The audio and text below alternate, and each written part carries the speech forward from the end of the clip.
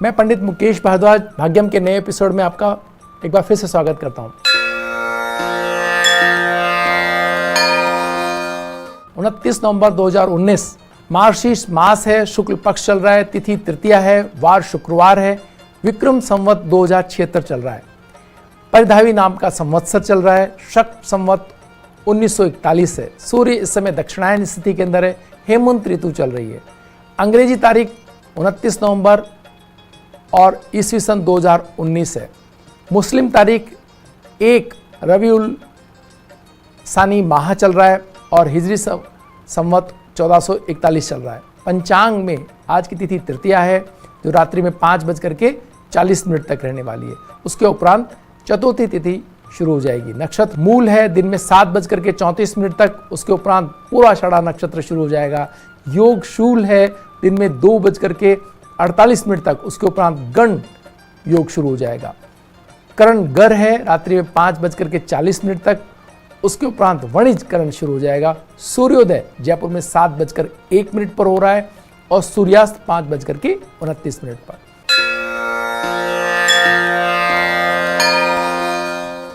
ग्रहों का गोचर भ्रमण अगर हम देखते हैं तो सूर्य इस समय वृश्चिक राशि के अंदर है, मंगल तुला राशि के अंदर है, बुध भी तुला राशि में है, बृहस्पति धनु राशि में, शुक्र धनु राशि में, शनि धनु राशि में, राहु मिथुन राशि में, केतु भी धनु राशि में और चंद्रमा भी धनु राशि के अंदर है।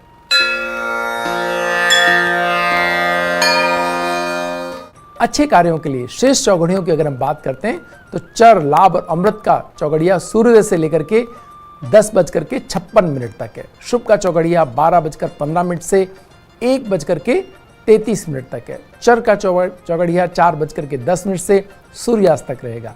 राहु काल वेला दिन में 10:30 से 12 बजे तक रहेगी। अगर राहु काल वेला में आप कोई कार्य नहीं करते हैं तो इसको टाला जाना संभव ना हो तो दूध या दूध से बनी चीज़ों का सेवन करके ही इसका आप उपयोग कर सकते हैं, कार्य प्रारंभ कर सकते हैं।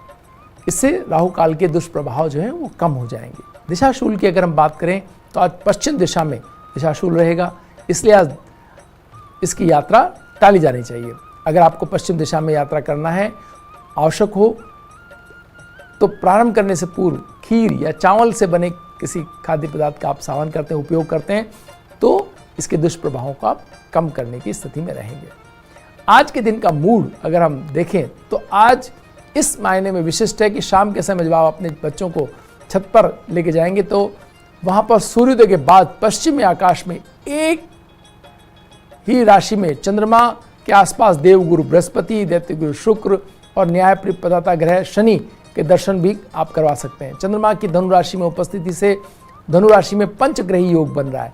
केतु ग्रह को क्योंकि ज्योतिष में छाया ग्रह माना जाता है इसलिए इसे देखा नहीं जा सकता है, लेकिन ये पंचग्रही योग जब आप बच्चों को दिखा रहे होंगे तो जब कभी भी हम ऐसा मानते हैं कि किसी भी बच्चे में, किसी भी व्यक्ति के अंदर अगर धन की कुछ समस्याएं हों, कोई ऐसी स्थिति हो जिसके अंदर वो अपने आर्थिक चीज़ों को ठीक से नहीं कर पा रहे हो तो बृहस्पति के दर्शन और उनकी रोशनी में थोड़ा समय बिताने से ये गुण अनायास ही आप में बढ़ने लगता है। आप ज्ञान के माध्यम से धन कमाने की स्थिति को इसको बेहतर होते चले जाते हैं। साथ ही साथ अगर आप शिक्षार्थी हैं और कोई ज्ञान पाने की उसमें लगे हुए हैं और आपको लग रहा है कि कुछ चीज़ें हैं जो आप ठीक से नहीं कर पाते हैं तो भी आप बृहस्पति के सानिध्य में अगर अपना समय गुजारते हैं तो ये आपको आसानी से आपके अंदर ज्ञान प्राप्ति की जो उत्कंठा है वो बढ़ती है और उसको पाने के लिए जो एक दृढ़ निश्चय है, कार्य करने की जो क्षमता है उसका आपका विकास होता है।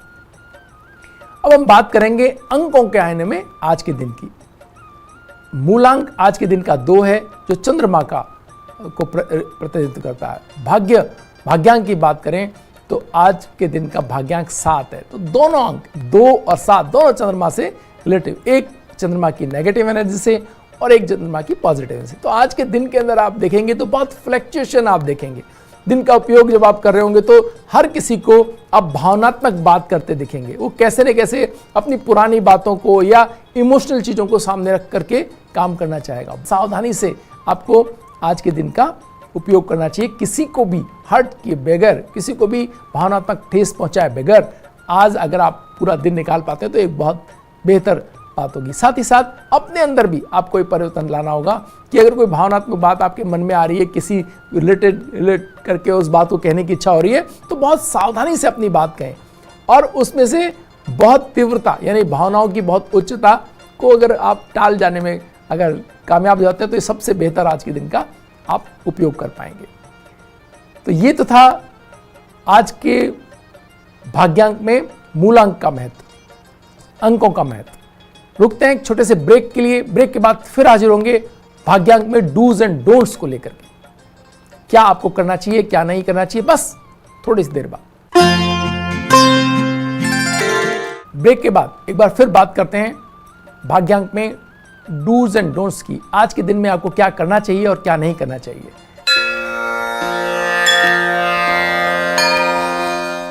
मेष राशि और वृश्चिक राशि वाले लोगों को व्यवस्थाओं को संभालने की जिम्मेदारी पूरे मनोयोग से निभानी होगी।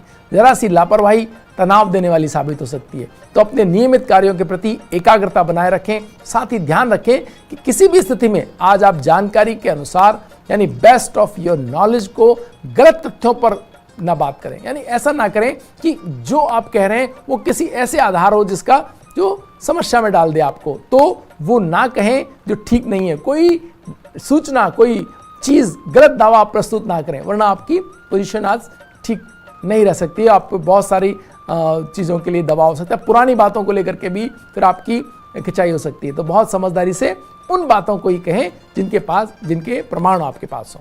आइए आगे बात करते हैं वृष और तुला राशि वालों के लिए आज के दिन बेहद व्यस्तता भरा रह सकता है।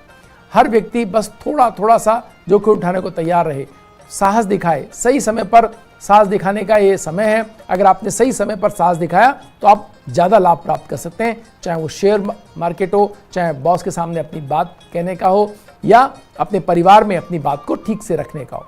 तो इस तरह से आप बहुत बेहतर ढंग से अपनी बात कर सकते हैं। पर ख्याल रहे कि वही कमिटमेंट करें जो पूरा हो सकता है, चाहे फ्रंट चाहे फिर इमोशंस का हो या पेमेंट्स का। सावधान रखें। बात करते हैं बुध प्रधान दोनों राशियों की, मिथुन और कन्या राशि की। आपके लिए आज का दिन थोड़ा स्लो शुरुआत वाला हो सकता है, तो दिन का आरंभ किसी ऐसी बात से करें जो आपको ऊर्जा से भर दे, कोई ऐसी कल्पना, कोई ऐसा विचार जो आपको चार्ज कर दे। साथ ही आप ध्यान रखें कि लापरवाही में कोई महत्वपूर्ण काम ना छूट जाए। तो अपनी चीज़ों पे अगर आप पूरा कंट्रोल करके काम करेंगे, अपने आप को पूरी तरह से वहीं रखेंगे जहां आप काम कर रहे हैं, तो आज के दिन का सही उपयोग कर पाएंगे।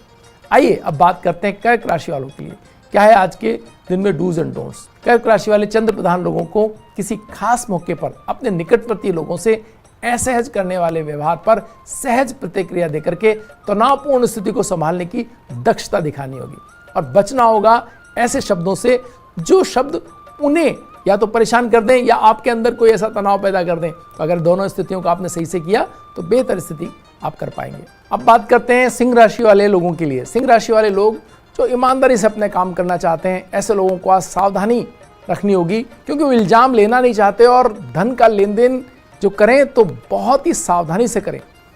किसी पे बहुत भरोसा ना करें, गिन कर दें और गिन कर लें। अगर ऐसा किया तो आज के दिन का सही उपयोग कर पाएंगे। अब बात करते हैं धनु और मीन राशि वाले लोगों के लिए, जिनका स्वामी देवगुरु बृहस्पति हैं, जिन्हें आज अपना दिन मुख्यतया योजनागत कार्यों में लगाना चाहिए, जहां वर्ष का सेटिस्फेक्शन हो, प्रशंसा मिलेगी और बहुत ही आनंद का आज दिन रह सकता है। लेकिन ध्यान रहे आपके कार्य की दक्षता किसी के तनाव का कारण ना बन जाए।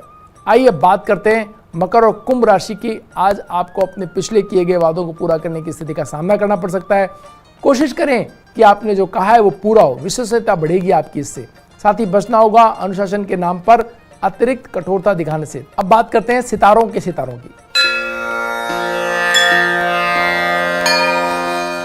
आज हमारे पास कुंडली है अमिताभ बच्चन की, जो किसी परिचय के मोहताज नहीं। इनकी कुंडली के अंदर लग्नेश शनि का अपने परम मित्र शुक्र की राशि में चौथे स्थान में होने के कारण इन्हें वो ऊर्जा मिलती है जो ऊर्जा अक्षय ऊर्जा मिलती है। यानी कि अपने कार्य को करने की लगातार एक ईमानदार प्रयास किसी व्यक्ति के अंदर देखना हो तो आप शनि के चौथे या 10वें स्थान के अंदर आप देख सकते हैं। वो व्यक्ति अपने कार्यों के प्रति बेहद ईमानदार रहता है। शुक्र के घर में होने के कारण ये कला जगत में इसका प्रभाव आपको देखने को मिला। अन्यथा अगर यहाँ कोई और राशि होती तो किसी और तरह के कार्य के अंदर वो एकाग्रता आप देख सकते थे।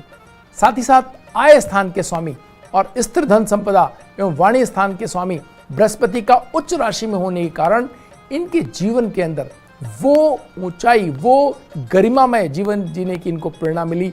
अपने पिता के प्रति समर्पित होना, अपने हर कार्य को ईश्वर के प्रति समर्पित कर देना, आराधना में हमेशा भगवान के प्रति समर्पित रहना और अपने ये मानना कि जो कुछ भी हो रहा है उसमें कारक तत्व ईश्वर है।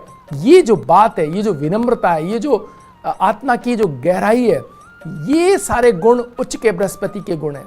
उच्च का बृहस्पति एक व्यक्ति को, आत्मा को उतना प्रकाशित कर देता है कि वो अपने कार्यों को एक तरह से पूजा के तौर पर लेते हैं। उनके कार्य ही उनकी पूजा है। ये भाव अमिताभ बच्चन जी के जीवन में हर कहीं आप देख सकते हैं। विनम्रता तो जैसे ऐसा लगता है कि आप जब कभी भी किसी ने अमिताभ बच्चन को एक्ट करते हुए देखा हो या उन्हें किसी स्क्रीन पे देखा हो, बातचीत करते देखा हो, हर इंटरव्यू, हर उसके साक्षात्कार के अंदर वो इतने विनम्रता से पेश आते हैं कि जैसे ये सब सफलता या ये ऊंचाई उनकी नहीं। तो ये जो बृहस्पति का जो आत्मिक ज्ञान है, ईश्वर के प्रति जो समर्पण है, ये हर उस कुंडली में आप इस गुण को आप बढ़ा सकते हैं, इस गुण को सामने ला सकते हैं। उन बच्चों की, उन युवाओं की कुंडली के अंदर आप जहाँ कहीं भी उच्च का बृहस्पति देखें, आप देखें कि उसके अंदर वो गुण तो हैं, लेकिन उसको सामने लाने की, उस पर काम करने की आपको आवश्यकता है। तो अपने गुणों पर काम करने की, अगर आपकी कुंडली के अंदर उच्च का बृहस्पति है तो आप इस विनम्रता के साथ आगे बढ़ने की चीज़ को आप अपना मुख्य एक कारक तत्व बना सकते हैं। लग्न में शनि की राशि में केतु और सूर्य की राशि में राहु होने के कारण इनकी जो ये योजना बनाते हैं वो इतनी जबरदस्त होती है कि इससे बेहतर कोई योजना नहीं। आप देखिए कि लगातार अपने कार्य, किसके साथ काम करना है, किसके साथ नहीं करना है, क्या बोलना है, क्या नहीं बोलना है और कितनी चीज़ों को अपनी को नहीं दिखाना है, ये सब उनकी ज़िंदगी के अंदर आप देख सकते हैं। साथ ही साथ बृहस्पति और चंद्रमा का संबंध गज केसरी योग बनाता है, जिसके कारण जीवन के अंदर उनको लगातार सफलताएं, आपने देखा कि इस उम्र में भी वो उनके पास काम है और लगातार सफलताएं मिल रही है। जितनी एक युवा कलाकार हो, कला के जगत में इतनी ऊंची सफलता नामुमकिन सफलता है। तो जिन भी कुंडलियों के अंदर गज केसरी चंद्रमा और बृहस्पति का दृष्टि संबंध या उनके बीच में कोई भी ग्रह न होना या चंद्रमा और बृहस्पति का किसी न किसी रूप में एक दूसरे से जुड़े होना इस योग का निर्माण करता है। तो इस योग से व्यक्ति के अंदर न सिर्फ बहुत संवेदनशीलता आती है, हर मुद्दे पर, हर बात पर वो बहुत ही संवेदनशील है। आप देखेंगे कि कोई बात हो, कोई भी ऐसे आपकी कुंडली में अगर ये चंद्रमा और बृहस्पति का संयोग है तो आप देखेंगे कि आप अपनी संवेदनशीलता पर अगर आप काम करेंगे तो केवल एक इस गुण के साथ ही आप जीवन की ऊंचाइयां पा सकते हैं। केवल एक इस गुण, संवेदनशीलता। तो किसी भी चीज़ के प्रति, किसी कार्य के प्रति, किसी शिक्षा को ग्रहण करने के प्रति या किसी भी अन्य चीज़ के प्रति अगर आपने संवेदनशीलता का अपना गुण को अगर पल्लवित किया, उसे बढ़ाया, उस पर काम किया तो आप जीवन में बहुत ऊंचाई तक जा सकते हैं। तो इस तरह से हम ये देख रहे हैं लगातार कुंडलियों पर बात करते हुए कि किस तरह से छोटी छोटी चीज़ों को हम अगर अपने जीवन के अंदर बदलाव के तौर पर उन ग्रहों पर काम करके, उन गुणों पर काम करके अगर हम चीज़ों को अपने अंदर विकसित करते हैं तो कितनी ऊंचाई तक हम पहुंच सकते हैं। आइए अब बात करते हैं जीवन मंत्र की, आज की कहानी।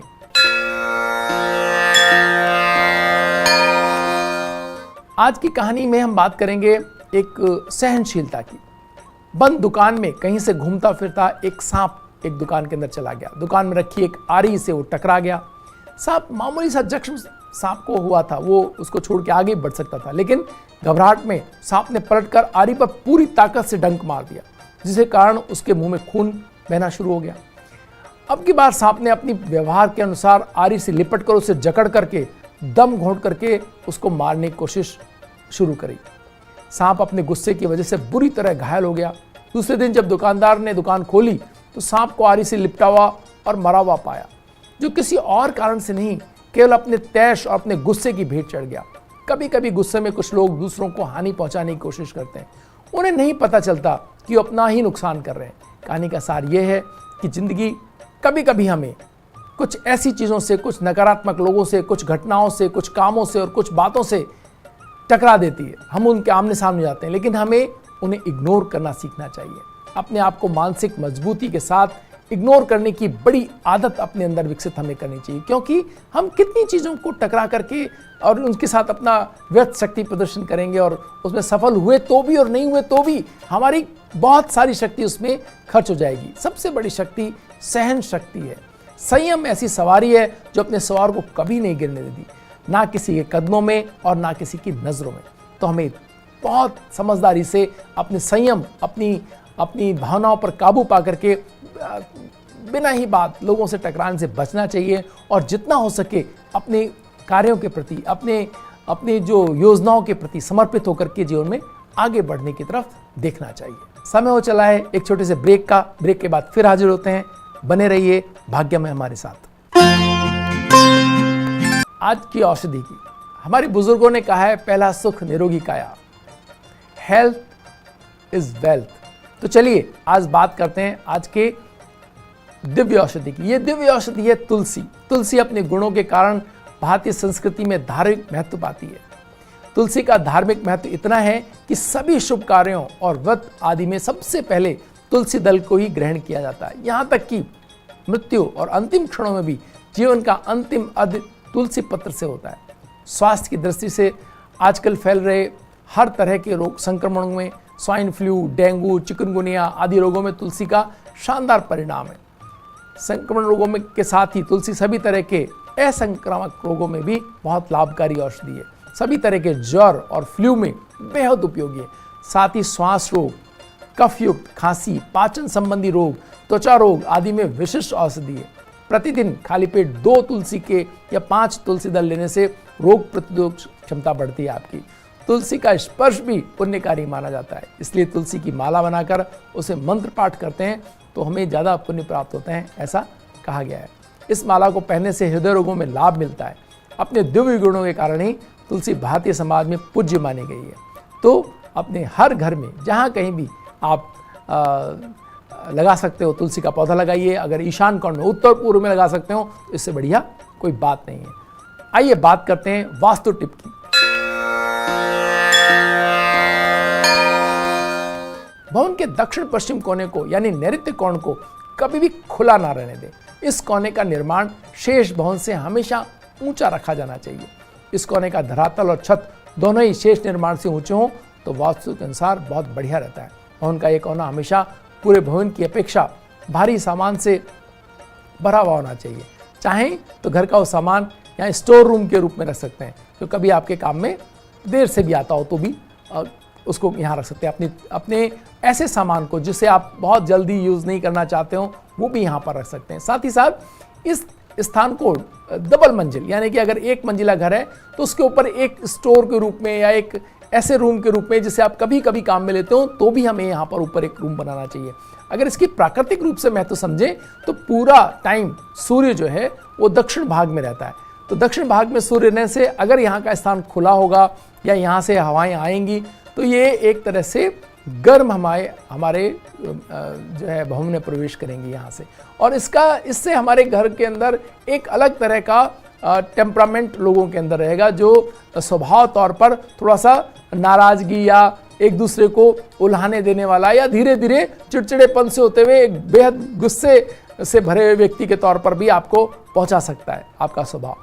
तो हमें चाहिए कि ज़्यादातर इस स्थिति के अंदर हम यहाँ से इस स्थान को बंद रखें, और एक अगर हमें चाहिए कि हम कहीं से हमें नहीं मिल रहा है, कोई भी भवन के अंदर ऑक्सीजन का नहीं मिल रहा है, कोई वेंटिलेशन नहीं मिल रहा है, तो एक छोटी खिड़की रख सकते हैं, खुलापन तो कदापि नहीं। तो इस तरह से अगर आप अपने भवन को बनाते हैं तो अपने टेम्परामेंट को आप कंट्रोल करने में ज़्यादा बेहतर स्थितियों पा सकते हैं। आइए बात करते हैं भाग्यम में ज्योतिषीय उपायों की। ज्योतिषीय उपायों में हम बात करें जिन्हें स्वास्थ्य संबंधी कोई ना कोई समस्या रहती है, जिस परिवार में लगातार स्वास्थ्य संबंधी समस्या रहती हैं या जिनको ऐसी समस्या हो कि जो अभी कोई समस्या झेल रहे हो, उनके लिए अपने वजन का 10वां हिस्सा ये उपाय के तौर पर आप दान के तौर पर आप देख सकते हैं।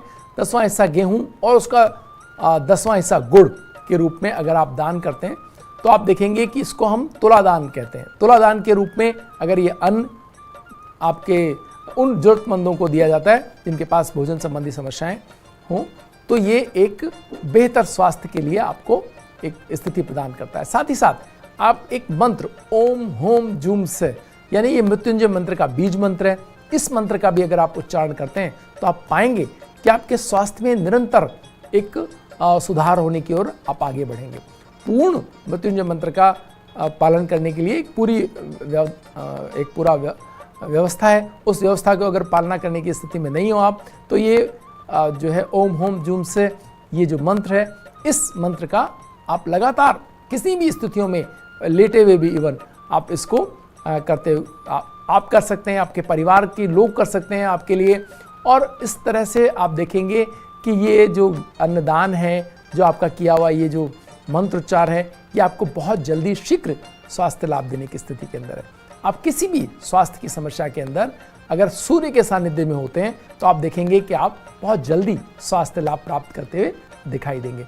अब किसी भी स्थिति के अंदर अगर आप बहुत ही उबले हुए अन्न का जल, यानी कि जो मूंग है इसका पानी, मूंग की दाल या मूंग का पानी, अगर आप मूंग की दाल का पानी अगर आप सेवन करते हैं तो आप देखेंगे कि आपके पाचन संबंधी सभी समस्याओं के आपको हल इस मूंग की दाल के अंदर, मूंग की दाल के पानी के अंदर आपको प्राप्त होंगे और बहुत जल्दी आप एक ताकत और ऊर्जा से भरे होकर के वापस काम पर लौटने के लिए तैयार होते हुए नजर आएंगे। तो ये कुछ टिप्स थे जिन्हें आप स्वास्थ्य संबंधी समस्याओं में काम में लेकर के अपने स्वास्थ्य को बेहतर बना सकते हैं। ऐसे ही हर बार हर एपिसोड के अंदर हम आपको कोई ना कोई ज्योतिषीय टिप देते रहेंगे।